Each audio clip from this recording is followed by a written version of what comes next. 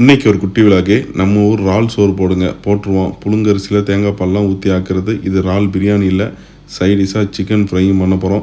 நெய், oil, spices, ரம்பலை, வெட்டி வச்ச வெங்காயத்தெல்லாம் தட்டி விட்டு நல்லா ஒரு மிக்ஸில் கொடுத்து வெங்காயம் வதங்கினதுக்கப்புறம் டொமேட்டோ 2 சில்லியும் ஆட் பண்ணி அவளும் வதங்கினதுக்கப்புறமா ஜிஞ்சர் பூண்டு பேஸ்ட்டு 1.5 ஸ்பூனு ஆட் பண்ணி மிக்ஸில் கொடுத்து கொஞ்சம் எண்ணெய் பிரிஞ்சு வரும். ஒரு கைப்பிடி அளவுக்கு புதினா மல்லியும் ஆட் பண்ணி விட்டாச்சு.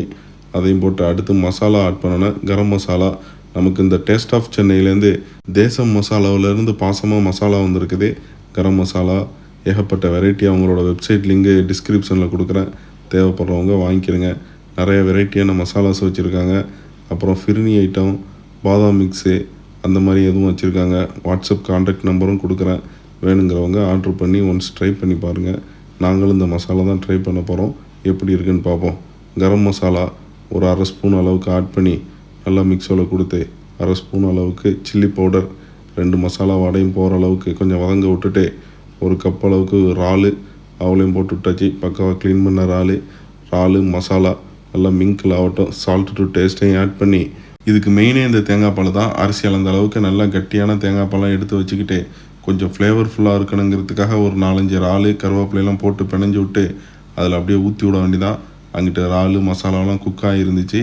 அவள் மேலே ஓலையும் கவுத்தி விட்டு மூடியெல்லாம் வைக்க தேவையில்லை, ரொம்ப கொதி வந்துடக்கூடாது. இந்த மாதிரி நுர பொங்கி வரையிலேயே அரிசியை போட்டு விட்றணும். நல்லா கொதிச்சிருச்சுன்னா அப்புறம் தெரிஞ்ச மாதிரி போயிடும், தயிர் சோறாட்டம் வந்துடும். அதனால் ஒரு 5 நிமிஷம் தேங்காய் பாலை ஊற்றி வைக்கையில் தேங்காய் பாலும் ரைஸும் ஈவனாக குக் ஆயிடுவாங்க. அதுக்கப்புறம் ஒரு 20 நிமிஷம் தம்மை போட்டு விட வேண்டியதான். தம்மை போட்டு திறந்து பார்த்தா சூப்பரான இறால் சோறு ரெடி. இறால் பிரியாணி மாதிரியெல்லாம் சக்கையாக இருக்காது, இது செம்மையாக இருக்கும். வச்சு கொண்டு போய் வச்சு இருக்குன்னு இருக்க வேண்டியதான்.